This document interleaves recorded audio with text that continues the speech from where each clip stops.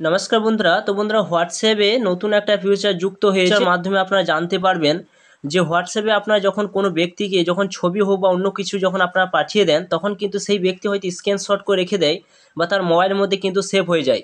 কিন্তু এবার থেকে কিন্তু হোয়াটসঅ্যাপে আপনারা যখন সেন্ড করবেন, সেন্ড করার মধ্যেই সঙ্গে সঙ্গে তিনি একবারই কিন্তু দেখতে পাবেন, অটোমেটিক কিন্তু সেটা ডিলিট হয়ে যাবে। আপনার হয়তো আগে থেকে ডিলিট করলে অটোমেটিক কিন্তু আর মোবাইলের মধ্যে আর সেভ হতো না। ও আপনার এবার থেকে কিন্তু নতুন যে ফিউচারটা এসছে বা নতুন যে আপডেটটা এসেছে, এই আপডেটের মধ্যে আমরা জানতে পারবেন যে সঙ্গে সঙ্গে কিন্তু আপনি যখন তাকে সেন্ড করবেন, তখন কিন্তু তার 1 মিনিটের মধ্যে তার অটোমেটিক কিন্তু আউট হয়ে যাবে। তার মোবাইলের মধ্যে সেই স্ক্রিনশটও করতে পারবে না অটোমেটিক, এছাড়া তিনি সেভও করে রাখতে পারবে না। তো চলুন নতুন যে আপডেট বা ফিউচার এসছে তা সম্পূর্ণ দেখে নেওয়া যাক এই ভিডিওর মাধ্যমে। আপনারা কীভাবে সেটা ইউজ করবেন সম্পূর্ণ দেখতে থাকুন। যদি ভালো লাগে অবশ্যই লাইক করবেন, চ্যানেলটা অবশ্যই সাবস্ক্রাইব করে রাখুন। তো চলুন বন্ধুরা, ভিডিওটা শুরু করা যাক। তো ফার্স্টে যখন আপনার হোয়াটসঅ্যাপটা যখন ওপেন করবেন, ওপেন করে দেওয়ার পর আপনার সরাসরি দেখতে পাবেন আপনার হোয়াটসঅ্যাপে যতগুলো নাম সেভ রয়েছে সমস্ত কিছু নামগুলো কিন্তু এখানে দেখতে পাবেন। আপনার কতগুলো আপনার হোয়াটসঅ্যাপে নাম রয়েছে, কাদের সঙ্গে আপনি চ্যাটিং করেন, সমস্ত কিছু আপনারা দেখতে পাবেন।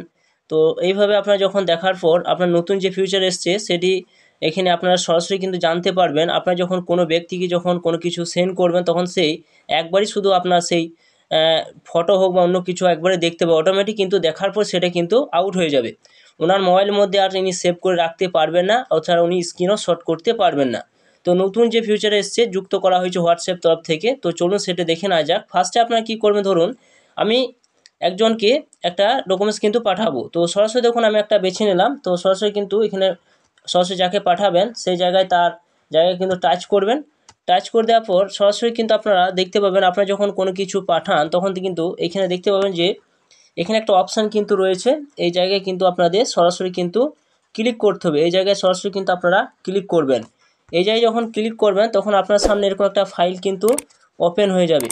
দেখতে পাচ্ছেন এরকম একটা ফাইল কিন্তু ওপেন হবে। এরপর আপনার গ্যালারিতে যাবেন। গ্যালারিতে হয়তো আপনার গ্যালারিতে সেটা রয়েছে এবং সেটা কিন্তু আপনি সেন্ড করতে চান সেই ব্যক্তিকে। তো সরাসরি গ্যালারি অপশান আপনারা ক্লিক করবেন। তো গ্যালারিতে ধরুন আমি যেইখানে একটা এখানে অপশানটা নিয়ে নিচ্ছি, এবার টিক চিহ্ন দেবেন। টিক চিহ্ন দিয়ে দেওয়ার পর আপনারা দেখতে পাবেন আপনারা যখন কোন ছবি যখন সেন্ড করেন তখন কিন্তু এইখানে কিন্তু এই অপশানে কিন্তু আপনারা এই অপশানে আপনাদের কিন্তু ক্লিক করতে হয়। দেখতে পাচ্ছেন এই অপশানে ক্লিক করলে সেটা কিন্তু সেন্ড হয়ে যায়। এরপর সেন্ড হয়ে যাওয়ার পর উনি যদি স্ক্রিনশট করে রেখে দেয় কিন্তু স্ক্রিনশট হয়ে যায়, অথবা উনি যদি সেভ ওনার মোবাইলের মধ্যে কিন্তু সেটা সেভও হয়ে যায়। আপনি যদি সঙ্গে সঙ্গে ডিলিট করে দেন তবে কিন্তু তিনি আর সেভ করতে পারেন না। কিন্তু এবার থেকে যে নতুন যে ফিউচার এসেছে সেটা কিন্তু উনি 1 মিনিট শুধু দেখতে পাবে, 1 মিনিট বা 1 সেকেন্ডের মধ্যে শুধু সেই এটা দেখতে পাবে, তারপর অটোমেটিক সেটা কিন্তু ডিলিট হয়ে যাবে। এছাড়া উনি আর স্ক্যানার শট করতে পারবেন না। তো দেখুন সরাসরি যখন আপনারা এই অপশান যখন আপনারা আসবেন, আসার পর আপনারা কিন্তু এইখানে তখন একটা নতুন অপশান কিন্তু যুক্ত হয়েছে। এই জায়গায় কিন্তু আপনারা একবার টিক চিহ্ন দেবেন। এই জায়গায় আপনারা টাচ করবেন। টাচ করে দেওয়ার পর সরাসরি কিন্তু এখানে এই জায়গায় কিন্তু আবার আপনারা এইখানে আর এক জায়গায় টাচ করবেন। এই যে আগে এখানে টাচ করবেন, তারপর এখানে টাচ করবেন। এই জায়গায় টাচ করে দেওয়ার পর দেখুন অটোমেটিক কিন্তু এখানে একটা অপশান আমার সেন্ড হয়ে গেল। ওই ব্যক্তি কাছে কিন্তু সেই ছবিটা বা ফটোটা কিন্তু সেন্ড হয়ে গিয়েছে। এরপর আমি কি করব যে ওইখানে সেটা ওপেন করে আপনার দেখাবো।